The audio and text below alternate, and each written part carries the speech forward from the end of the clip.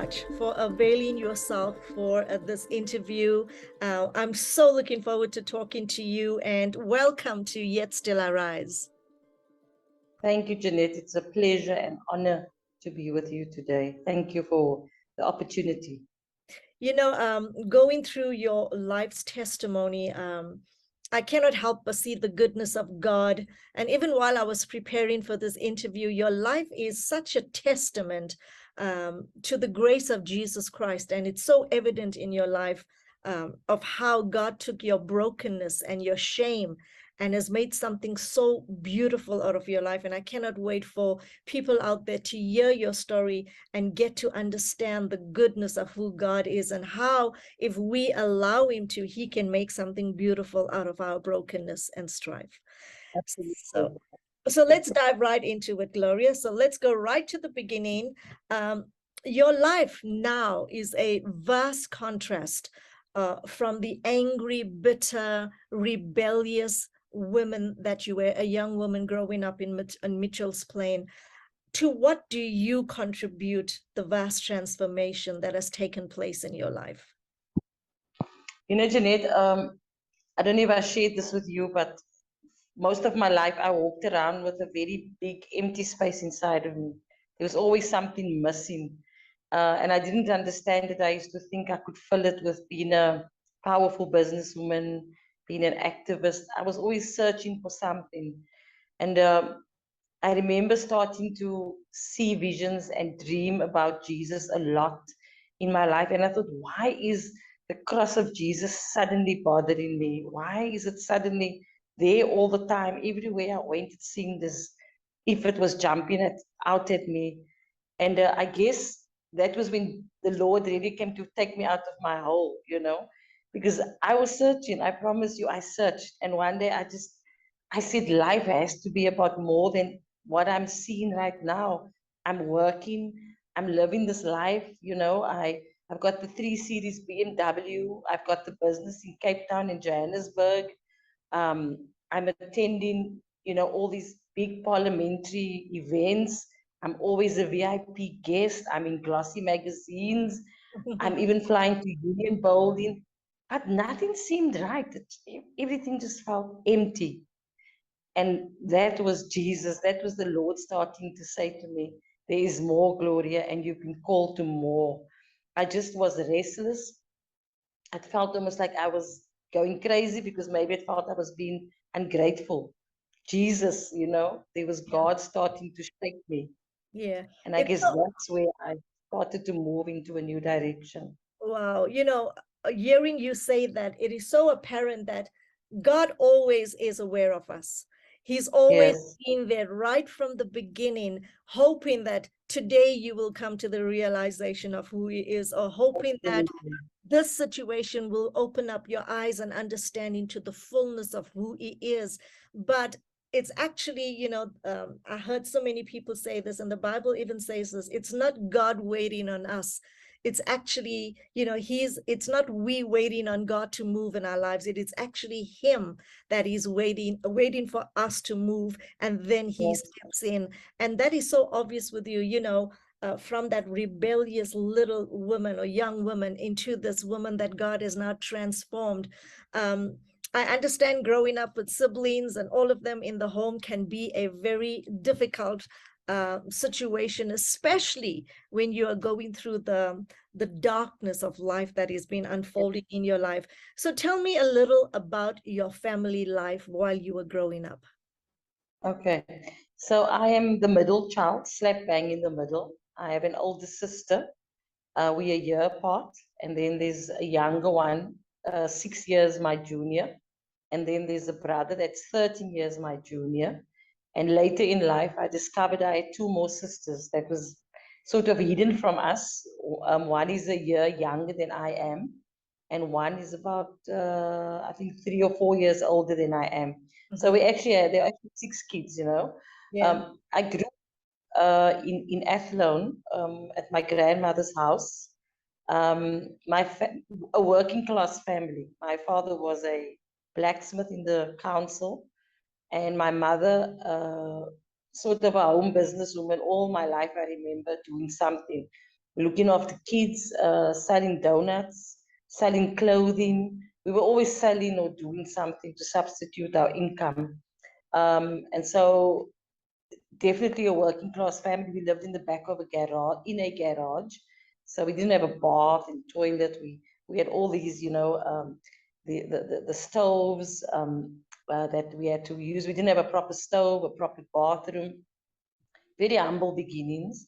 And I had a sister who was an angel, my elder sister. I was always being compared to her because she was ladylike, she was well-mannered, she wasn't rebellious. So you can imagine my entire life I was compared to her at school because we were just one standard away, one grade apart.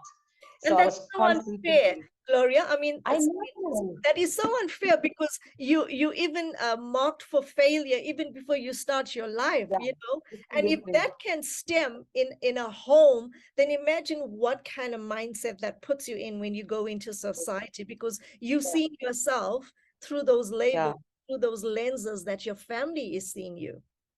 Absolutely. And I think that's one thing that I'm very passionate about now is imaging, how we image our children and those around, because I was a victim to poor self-imaging. So I never believed in myself. I always pushed myself a lot harder than other people. I still push myself, I guess, on every level because it's just something that stays with you. You sort of always believe you have to push and work and do a bit more than others, to make up. But my family life was humble. We moved into an area called Bonteville. We left my grandmother's house and moved to our own home. I loved the new area. There were so many different people there and kids. But I always went to school in an area called Claremont, which was, I say, during the time that I was at school, I saw the Group Areas Act taking effect. I saw my friends being removed. So I grew up right there in the heart of apartheid, and I witnessed the brutality and the inhumanity. And I guess at a very young age, I made up my mind that I'm not going to allow this thing. I'm going to be part of the change. And I could never understand why my parents allowed it. It was always those questions I had. How come? How come we're living in areas where there are no trees? How come we're not living in these areas? So I've always questioned. I've never just accepted anything the way it was, which was always a problem, I guess, in our society. Right. Okay. So I see, you have the spirit of wanting to be the solution, while your parents, and no fault of theirs, they probably just wired that way, saw themselves as part of the problem and was kind of waiting for someone to come and fix the plan or rewrite the story or the narrative of their lives. But you took things in your hands to make that difference and change. But at a very, very early age, you showed such feistiness and just going through your story and such resilience. But at the age of 12, the unthinkable happened, and that kind of changed the whole direction of your life. You were gang raped at the age of 12. What impact has this had on your life, and what impact does it still have on your life, or if it does? Wow. Jeanette, it was one of those things that changed me forever. I was always a carefree person, I guess. I still love people, I love people. I'm always talking to, connecting with people. But it changed my entire view about myself, my family, friendship, society. I guess it changed everything really because it was such a violation of me, the trust that I had in people, in friends. I think rape is a sort of violation that it's not explainable. It's just you feel exposed, you feel vulnerable, you feel dirty, you just don't belong anywhere. It's really the worst thing I believe that can happen. So first of all, I was blamed for my rape, that I shouldn't have been there, that I allowed it. So I was forced to shield and carry the responsibility of being violated. It was very difficult. I lived with a lot of shame, self-hate. I hated being a girl. My hair was as long as yours, I guess, at the time. And one day I just went and cut it all off, as short as a boy's hair. I just didn't want to be a girl. I didn't So want to be, I just anything wanted that to So anything that represented being a girl and that was equated with feminism, you Yeah, walked away from it. I just didn't You walked want it. away Yeah, from it. yeah. And So so I guess I started to just isolate myself a lot, and being a girl. And I remember my parents blamed me. My mother basically said, "Look, you're not good enough. You sort of tainted. You're not good enough. No one's gonna ever want you." And that stayed with me. I believe that. My father stopped speaking to me the day that it was confirmed that I was in fact raped. After my doctor's appointment, he never spoke to me again. So I was isolated in my own home. I really didn't like being at home at all. So I was always getting involved in things. I was an athlete from a very young age. I was always getting involved in community activities. I just didn't like being at home.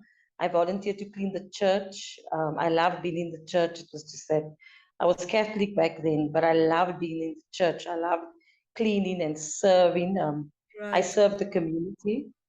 I always had little businesses going, right, earning income to do things and to go on outings on buses with people I didn't even know. But right. all I knew is I had to get away. Yeah. Um, yeah. Okay. And so I'm sure, with all that has been happening to you, mental health was a major issue for you, right?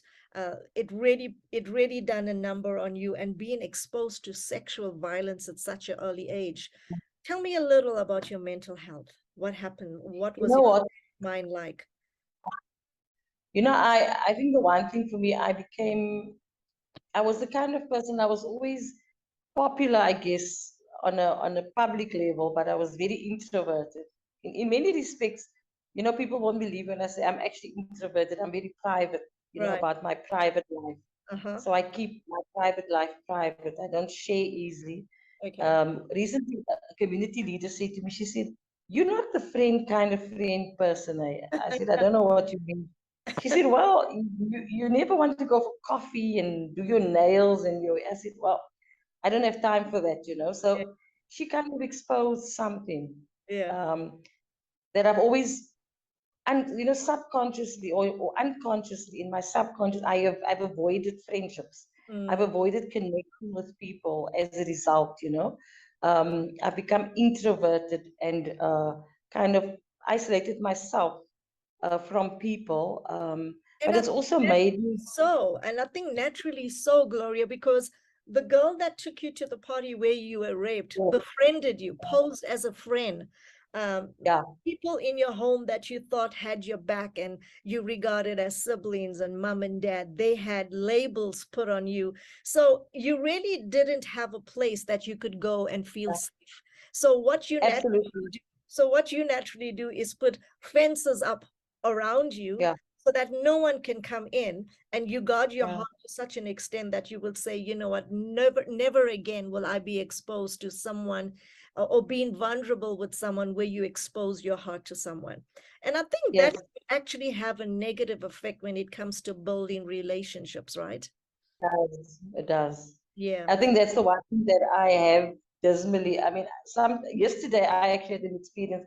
I was sitting and I was just quiet. My kids were busy, my daughter was out, and I was sitting alone with the dog, and I realized, wow, nobody actually checks on me, say, hey, and then I realized, but Gloria, this is you.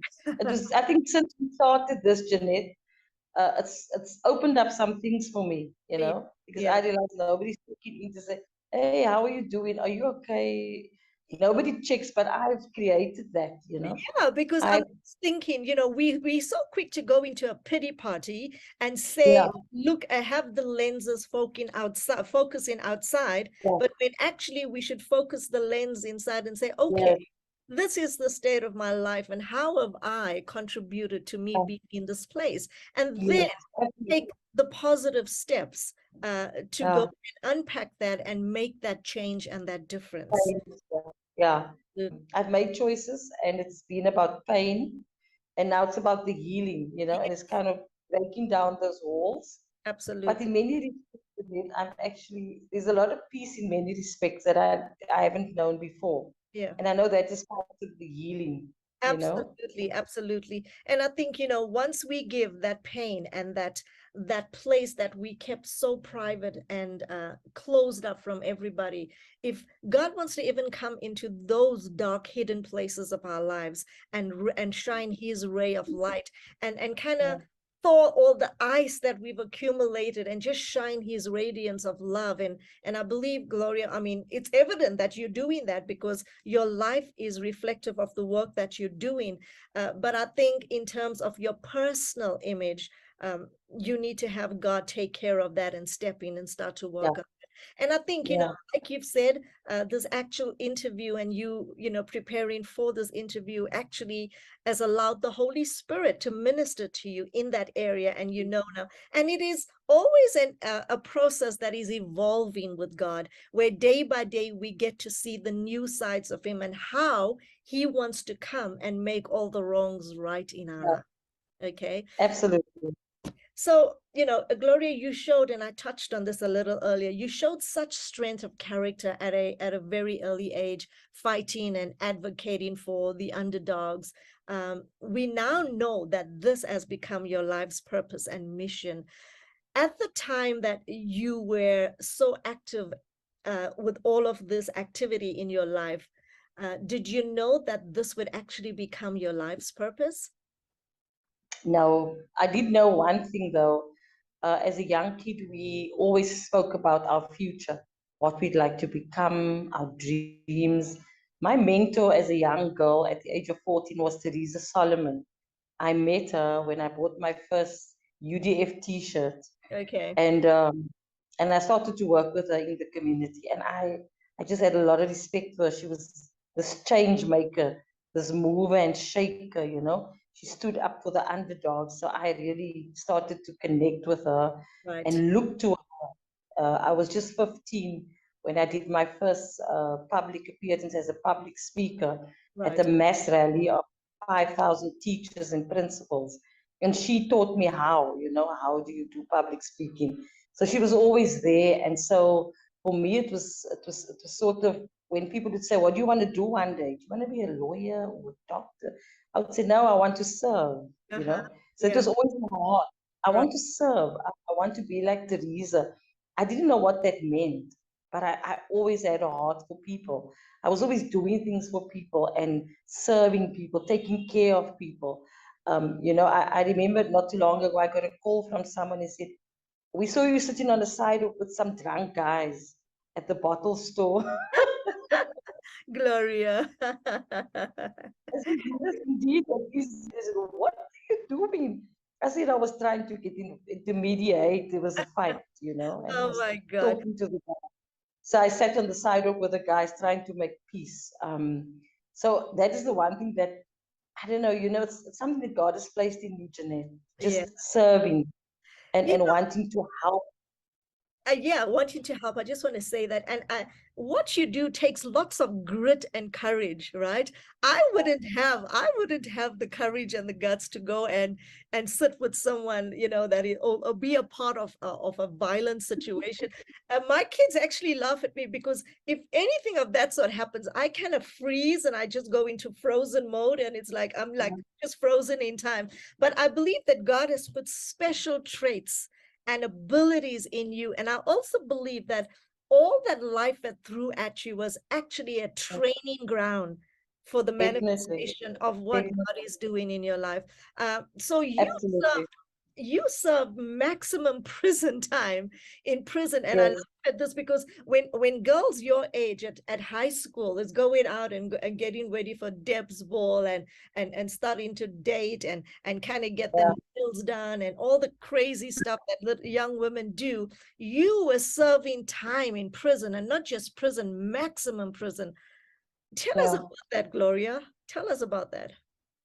I have to say that, in the back of your mind, you're going to see prison because you know what you're doing is opposing a very dangerous system. So I Yeah. always knew. So the first time I was arrested, I heard the doors banging and wheels screeching, and I knew for sure they're coming to arrest me. And I remember my mother crying and saying, they have come for you, and I warned you about this. And Mm, then I realized, No one wanted to open up the doors for the police, and they were now at both front and back doors, so they were banging. And my father was in the bedroom. He wouldn't come out. My mother wouldn't open. She was crying. And I realized, Gloria, this is your responsibility. You have made a choice. So Jeanette, it was one of those profound moments of my life. I was shaking like a leaf, you know. And I opened up the window, and there were these very, very big policemen at the door. And I said, can I help you? They said, we're looking for Gloria Veale. I said, that would be me. They said, open up. They use colorful language, of course, open up Oh, the yeah, sure, store. sure. Mm-hmm. I could hardly open. I was shaking. All I could see, as far as I could see, I saw policemen, white policemen. I saw the entire road filled with police vans. And that morning, they had done a complete sweep across the Cape Flats, and they had arrested hundreds of activists. And I was the last to be fetched, you know. And I remember them moving through our house, starting to search our house, and my mother crying. By now, neighbors were there. It was a Mm, mess. mm, mm, And mm. I had to get dressed very, very quick. They said, get dressed, you are coming with us. And that was it. Yeah. Um, I was shaking, but something happened, you know. I don't know. I think it's a built-in mechanism. Remember, you said you freeze when you're in Yeah. situations. I kind of just, boom, I become bold, you know. Yeah. And even when I'm shaking, and I know that's God, you know. People used to always say, wow, you've got such guts. And I would say, wow, I was shaking Mm. like a leaf, but nobody would see it. No one could So see. that, Yeah. yeah, that was the, I knew that, Gloria, this was it. This is something that you knew was going to happen. You need to contain yourself. You need to know that you need to be bold. And so I sort of counseled myself to do this whole thing. And that was it. That was my first time I was arrested. And from there, I went to a police cell into solitary confinement for 14 days. Mm, mm. And from there, I went to Paulsmoor Prison, maximum.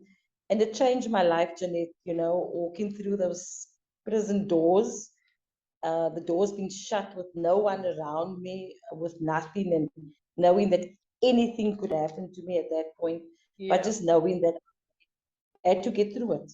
That Yeah. was it. I knew, and somehow I knew I would get through it. I didn't know how, but I'm also yeah. thinking about what you're saying. Could it also be what kept you sane in those extreme hard times? Was that you knew you were fighting for a cause that was actually going to free your people, fighting against the anti, the apartheid government. So was that part of your rationale that kept you sane all that time? So when it happened, it wasn't like, oh no, it's happened. It's like, okay, this is it, you know. Um, the one thing that prepared me, Marcus Solomon back then, an ex-Robben Islander, 3 weeks before I was arrested, he gave me a book that Albie Sachs wrote about his time in solitary confinement. And that book sort of gave me the extra tips on how to survive. And Hmm. so in my prison cell, I had a program every day, like I still have. I always have goals for the day. What am I going to do? What do I want to achieve? So even in this little cell, I set myself goals. You know, it was crazy, but I Right, knew I had to make my bed. I had to keep fit. right. I had to pray. It was sort of just remaining sane and Yeah, refusing to go mad. It yeah. was that thing that I had to do. You Okay. knew you had a responsibility. Yeah. So, out of the 5 years of your high school life, 3 of them was spent in maximum prison. And this had a damaging effect on your parents and your relationship with them to a point where they publicly and legally disowned you. And by that, I mean they put an ad in the local newspaper stating that they publicly make a declaration that they disown you as their parent or as their child. Talk to me about that. What happened to you? What happened to you mentally and emotionally? You know, Jeanette, I guess for me, my entire life, I just felt I didn't belong. So when that happened, it was almost like just confirming, ratifying. This was it, Gloria. They don't want you, you don't belong. As I got older, I sort of started more to think about, put myself in their shoes, you know, especially now as a parent. Yes. I would sit and say, wow, if I was them, you know, how would I have responded? This was my kids, that kind of thing. And nah, I still wouldn't do what they did, you know. But I know that my parents were very scared. the police harassed them. But I guess in general, Gloria was always a problem. Let's face it, Gloria was always a problem. I knew when I heard my name, my name was never said in love. It was just Gloria. It was like, Okay. In disdain or discard or disregard, something to that effect. Yeah. so I always knew if I hear my name. So I guess for me it was that understanding, look, you don't belong, you don't fit in, you've created so many problems. So this is it, this is the ticket. It was painful. At the time I was charged with furthering the aims of a banned organization, because the organization that I was the president of, the Mitchells Plain Students Congress, became the first banned organization in 1988 in the country, because we were considered so dangerous to the Right. state. And the police called me the klavierspeler, the piano player. They believed that I was the strategy behind everything, the kind of the brain behind everything. And to an extent, they were right, I say that humbly. I would just get all ideas of how we should do things next. It was things that today I know God was always there, Amen. Amen. I never understood it back then. So it was painful, but I knew that was it. I was called for a time such as that, and I just didn't belong, so it was okay. I then knew I didn't have a home. I knew that I could never go back there, and that it could never be okay again. Gloria, looking back now at the tapestry of your life, pain, devastation, betrayal, having labels put on you, they just seem to have followed you your entire life or most parts of your life. So I know you briefly touched on this, but can you just describe or explain what has been your coping mechanism? Yeah. Jeanette, I asked the Lord last year, I said, Lord, am I done now? Can I write my book? Because there's been so many chapters. And so is it all done now? Can I go ahead and just say that's it? I can tell my story. And the Lord said, it will never end, because my work continues in you. And I know that the Lord is using me to be an example to others as to how I got through things. If I look back, Jeanette, everything that the words that I didn't like to apply to anybody, like rape, like betrayal, rejection, denial, divorce, violation, abuse. Those words are awful, but I've had to live through every one of them. And if I had not looked in that mirror as the Holy Spirit instructed me a few years ago, I never did murders. I had so much self-hate that I never did murders. I never looked in the mirror. You'll see my hair. God has given me the wash and go hair, because He knew I just wasn't going to sit in that hairdresser to look at myself. I couldn't deal with that. Makeup I don't do, because it's just like, how do I have to spend time looking at me? It was just that, I just couldn't deal, Yeah. And one day, the Holy Spirit convicted me to look in that mirror. And He said, I want you to look at that creation of mine in that mirror.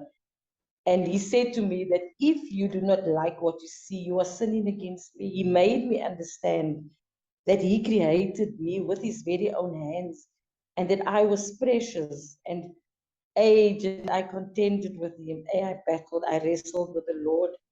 And one morning I woke up, and in front of me in the spirit, there was a huge, beautiful rose. And He said to me, you are like this precious rose. You are beautiful. You are awesome. And I couldn't deal with it. It was like, I couldn't. And He didn't let go. He forced me through that. So you saw, acknowledgement. yeah. So you saw brokenness. You saw a struggle. You saw rejection. Yeah. You saw all of those labels. But God was saying to you, Gloria, I want you to see yourself the way I see you. And I'm just hearing your story, and I can equate to that in terms of my life. And I come to the conclusion now with the craziness that I've gone through in my life, that when you're going through it, it cuts like a knife. It is so challenging. It really demands all of your wit, your resilience, your stand in God. But I've also found out and I've learned that whatever we go through is not ready for ourselves, although it is happening to us, because when we come out of it, the messages, the tool, the impact, the power that is within us that radiates, it's actually used to impact the lives of other people. And I can say that about yourself as well.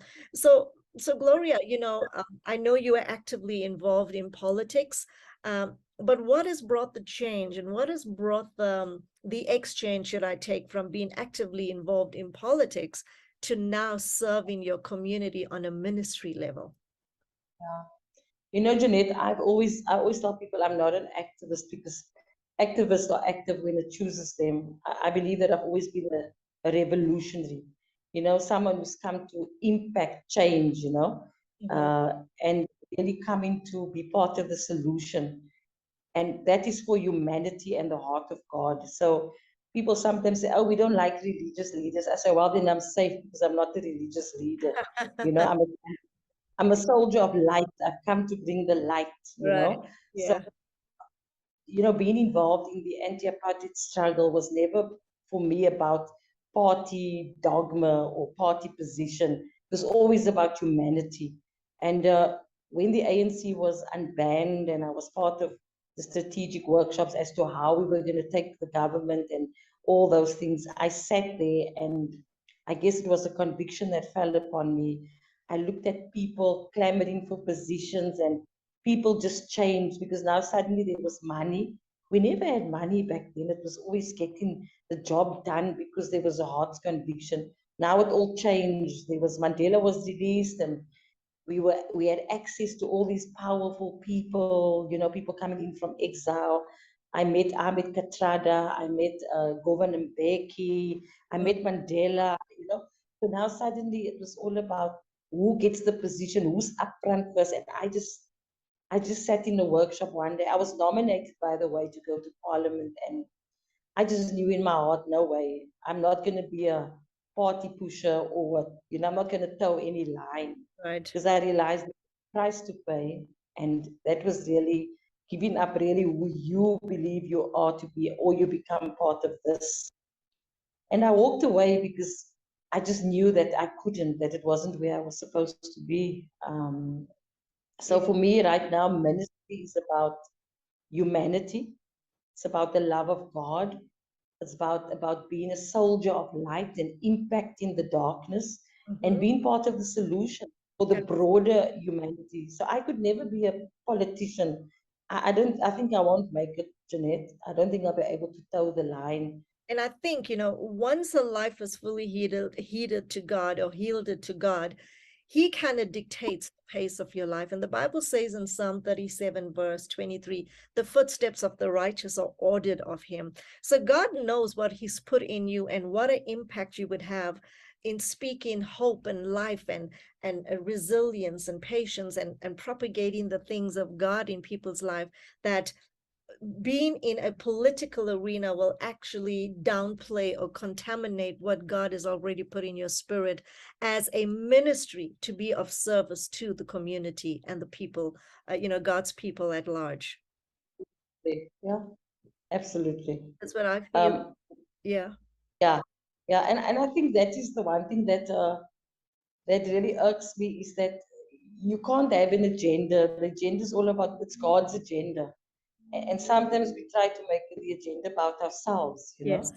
I've learned that it's that I'm really a vessel, I'm a channel, I'm a catalyst, but it's Yes. not about me. Yeah. And I've seen, Gloria, the purposes of God will always prevail. Yeah. Um, Okay. so Gloria, coming from poverty, being exposed to poverty, being exposed to gangsterism, being exposed to the hardships of life, and especially surrounded in a community that is facing, violence on a daily basis. You see women murdered. You hear of it. You see women murdered. Just the other day, you sent me an image of a woman that was just murdered. This is become a lifestyle, a part of your life. And to see this on a daily basis, do you believe that people are the victim and the product of their circumstances? I do, Jeanette. And the one thing that when I lived in Mitchell's Plain in Bonteheuwel, Mm-hmm. I realized that I can either just become like everyone else around me, or I can step up. And the one thing that I know God placed in me is, why would I want to do what everyone else does if it's wrong? So that's sort of where I made a choice, and that's the sort of teaching I teach people, is that you have a choice. You don't have to conform.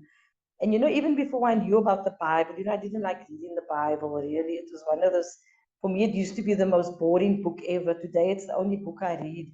But the one thing that I always knew, I'm not going to conform. I didn't even know the Bible said that, but I always said, I'm not going to conform. So the one thing that people do is they become victim to their circumstances because they don't know who they are. And I believe that is the biggest challenge, is identity. People just don't know how awesomely they've been created and who their creator is. And that's my life's mission, because I know my life would have been so much different if I had known my creator, if I had really understood my identity. I wouldn't have lived with shame and remorse and all the rejection over the years. It is only when he came that I understood, but there is no shame in him. There is no rejection that can be greater than him. So it was all those things, and I believe that people do simply because they do not really know the truth. They Mm. do not know who they are. So sometimes people will tell me, I worked with a group of kids not too long ago, and I said they must close their eyes and they must just tell me the first word that comes to mind, who people say they are. And the words that came from their mouths was useless, Wow. problem, worthless. This was kids, Mm, high mm, school kids, mm, the mm. poor self-imaging. And so, it was my task to take them to who created them, who knitted them together. And I believe that is the one task that is urgent. People need to know who they are in Him, in Christ. And I believe that's my life's mission. And it's something I want to do every day, really, Yeah, yeah, walk among people and the lost and take that to them. yeah. Because that is how we claim back our lives. And I do believe that people don't understand that, Jeanette, Yes, at absolutely. And I think large. that is such a paramount point that you did, because if we struggle with identity, then we are just going to be fitting into any mold that is created. Exactly. And we then Exactly. equate and identify ourselves with that situation. But when we get to know who God says we are and start to walk in the image of who He says we are, we start to see the change from the inside first, because then we look at ourselves, like you said yourself, you looked into the mirror, and then finally you got to see the way God sees you. And I think, God has so strategically placed you specifically in your area of ministry to change the mindset of people and individuals. Yes, you coming from a broken home, you coming from a society that is full of devastation and ruin and violence and gangsterism and rape and death comes knocking at your door on a daily basis. But in the midst of that, life can come out, new life, new birth can come out, but it all starts with the renewing of the mind. Yes, And your life, absolutely. your life is an example of God doing that, because you haven't come out of your situation. You're still living in the midst of your situation, but now you come with solutions to the table as a part of being labeled as part of the problem. Absolutely. So good. You know, Absolutely. you've suffered so much of losses, and for me, in my opinion, it's so unfair, because you've suffered. How much loss could one person experience in one lifetime? It's been more than one person should. um, 2 failed marriages, 3 miscarriages, an evacuation of the womb, um, rape, being disowned by your parents, and all of these tragedies that you face on a daily basis, and now God has brought you out of it. I think the best question to ask you is, do you believe in a God that restores? Absolutely. Absolutely. Um, I know a few years ago, we get these great prophecies about who we are, and people say, Right. "Oh, you're going to be Joseph." And I remember when somebody said to me, Gloria, you're going to walk like Jesus. I said, really? The person said, yes. I said, wow. And I remember I'm just being 5 and my son looking at me and said, Mommy, you just like Jesus. He looked at me and I thought, wow, how's this kid? Eh? He's looking at me and we just come from a family lunch, which he knew I hated. I wasn't comfortable at the lunch. And he kept looking at me and saying to me, it's okay at the lunch. It's okay. He was comforting me. He knew this was hard for me. Wow. And and we were walking together to the shop as we got home, and he looked up at me and he said, Mommy, you just like Jesus. I said, how come, Tao? He said, well, you like other people more than your actual family. He says at 5. But I guess what he picked up in all of that was that I just didn't fit in, and he was trying to say to me, I love you anyway, you're my mommy. It's going to be okay. He always said that to Wow. me. It's going That to is be okay that from is a such very, a from a very young reassuring. age. That is so reassuring I to know. kids say that. But you're Yes. talking about Yeah. Tahu and Jenna Ruth, right? Is it Jenna Ruth, your daughter? Gemma, Gemma, Gemma Ruth. Gemma. Now, after your miscarriages, it was pronounced upon you that you will not have kids, and that was a done deal according to the doctors. But God, tell us about Yes. that. Tell us about that. So after my evacuation, they told me, look, it's best that you have a hysterectomy. You won't be able to have kids. And, I looked at this man. I said, I'm going home, Dr. Danze. I'll speak to you again. I didn't want to even discuss it. I went home, and 2 weeks later, I had a dream of a little girl with curly hair, and she was running and laughing exactly like Gemma. And I said to my mom, she visited, and my then husband, and I said, hey, you know what? I'm going to have a daughter. And they both looked at me, shame. She's actually lost the plot, it's been too hard for. They didn't answer. And not even a month later, I was pregnant again. And I Wow. knew this was my daughter.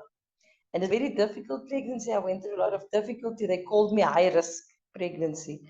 And then after Gemma, 2 years later, I had a dream of a son. I dreamed that Gemma and I were on the beach, and I was shouting to Gemma. I said, Gemma, come. And she said, hold on, mommy, I'm waiting for him. And there was this boy getting up in the sand, and he was naked, so you could see it was a boy. She said, wait for us, mommy. And the two of them ran, and the Lord spoke to me in a dream and said, you will have a son. And my kids are the most important thing to me in my life. They are the most important beings in my life. I don't know. My kids have really come to champion me. They're on my side. They're always on my side. Yeah. And they are always there. And so for me, and I sometimes I can shield them a bit more from the things that I went through in life, which is normal for a mom, I guess. But Mhm. they've seen a lot, heard a lot, but they also know that they have to be bold and that God is there for us. Absolutely. Whenever they ask me things, yeah, they'll say, okay, mommy, what? And I'll say, guys, and they say, yes, mommy, we know God, Yeah, Jesus, because I say, God, absolutely. I don't have the answers. And I mean, Yeah, I'm sure but that God, every time you look at them, your heart is so full of love and gratitude and thankfulness towards God because they are actually God's gift directly to you. definitely, Absolutely. definitely, And a yeah, display again of God's goodness and grace on your life, and is a giver of good gifts. Absolutely. absolutely. So, Gloria, as a single mom, your life is so busy, but yet so fulfilling, okay? You run and manage a number of projects and activities. The feeding scheme, it's a feeding program that you feed on average 16,000 people a day. Now, that is mind-boggling. You work over 20 districts in the Cape Town area. Balls Not Guns, it's a peace initiative. And that is something that is actually getting the kids away from the street and teaching and putting godly values, into their lives with good moral standings that possibly, with the help of God and the help of your partners and sponsors, can help change the narrative and the trajectory of these young boys' lives, tomorrow's leaders. And then you've got the Women's Voice Revival. It's a ministry targeted specifically to women, and then you are also part of new development, new business development. Now, that is a mouthful, but how do Yeah. you How do you manage all of this and you stretch yourself amongst all Oh. of these ministries that you're involved in? The one thing that the Lord Jeanette has taught me is that we are only as strong as those that we lift up. And God has sent amazing people into my life. If I look at Balls Not Guns, moms that have stepped up, moms who have buried their own children, Mm, who are now coordinating Balls Not Guns, men that have stepped up and say, hey, we'd like to step in as being those fathers to boys. So God has really sent in amazing people, from pastors to Muslim aunties. It's just all of humanity coming together as a family and saying these children belong to God. We are not giving them away any longer.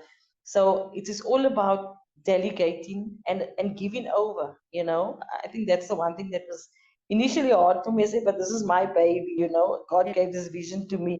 But it's not about me, it's about God, like really saying, Lord, send in the right people, let me hand it over. So that is now happening, more and more people are stepping up. In the feeding, I was amazed the other day, a woman came to me and she asked me to come with her to go and pray for the wife of a community leader. And what I didn't know is she was the wife of an imam of a mosque. His mm, wife was ill.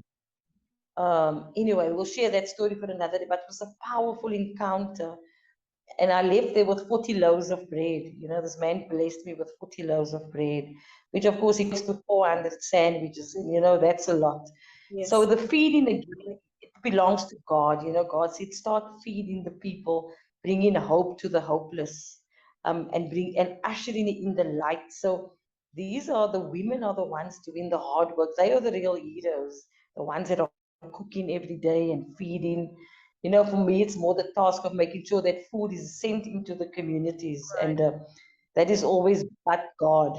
yes. And we know that women have to be built up. So, Gloria, in Yeah. terms of funding all of these initiatives, how do you do that? Well, first of all, there are few individuals who will come alongside us, not many. But I do have dedicated people who will come and say, how can I help? What can I do? We do have business people who support us. So what I do is with a new business development, business or connecting with people it's one of the easier things for me. So, you get business people who are struggling to get into, whether it's Transnet or the airports company or Parliament. And for me, it's just one foot into the door. So I've been opening up doors of opportunities for businesses, and in return, they need to then fund our feeding. So, our gas account, you can imagine, is huge. So then they invest into gas, they invest into the extra food that we need. And so it's and then creating employment for our unemployment youth through those businesses. So it's all about connecting. I guess the one the Lord said to me, start breaking new ground, creating new opportunities for the kingdom. So it's all about creating those platforms for humanity. Our children unemployed or they school dropouts become ripe for the harvest of gangsterism. To step in and offer an alternative. And I believe that everyone has a role to play in being part of the solution, whether you're a business person, whether in the body of Christ or in the Muslim fraternity, we all have a role and a responsibility. My kids know by now that we are part of the solution, and if we are not, we are part of the problem. My Yes, kids know that they mustn't complain. They must become part of the solution. And I absolutely guess for me, that's the most important thing, right.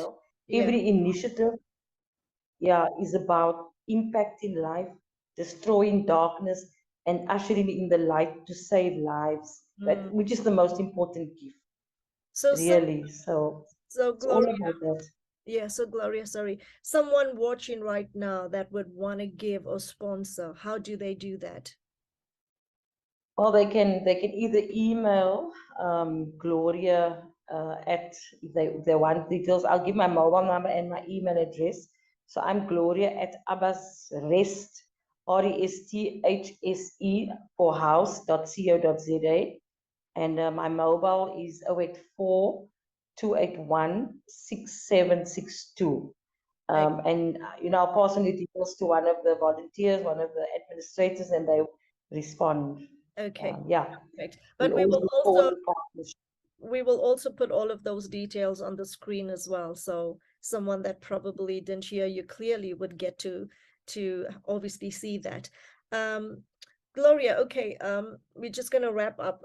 Looking back at your life, the highs, the lows, and everything in between, can you put into words how the name of our program, which is called Yet Still I Rise, resonates with you?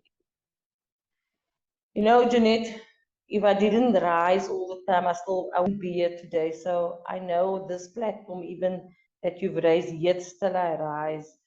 You won't believe, since you and I've connected on this platform, how my life is. God has been opening up some new things for me, things that I still need to unpack and get through. So I know through that blockages, I'm rising again. I'm going places through this. So I rise every day to a new life in Him, a new way, a new opportunity. And Jeanette, I'm a lifetime learner. I believe that if we are teachable and trainable, we will be powerful. I just can't stop learning because I've got so much to learn. Right.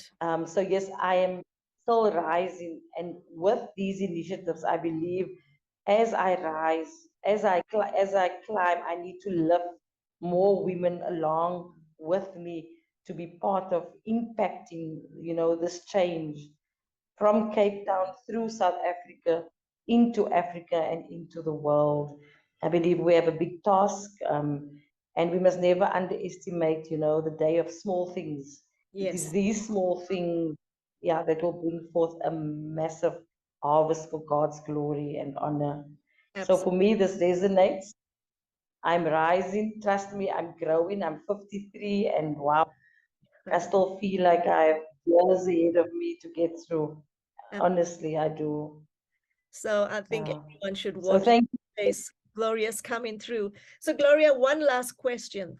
For someone that is watching, right, who has lost, who's been exposed to rape and is trying to overcome the stigma and the labels that rape puts on them, the emotional trauma, the mental health issues, someone that has been going through being betrayed by a family member or has been outcast and ostracized, someone that is going through a real hard time trying to fall pregnant but seems to have lost all hope, someone that has come through or is going through a divorce because of a failed marriage. You've been exposed to all of that, the extreme adversity, loss, betrayals that you've experienced. What would you say to someone that is watching, as a voice of hope, so that Yeah. they too can take a page of your diary and apply it in their lives? I want to say that God is the final answer. That even when doctors give you reports and the specialists give you their final report, God has the final answer.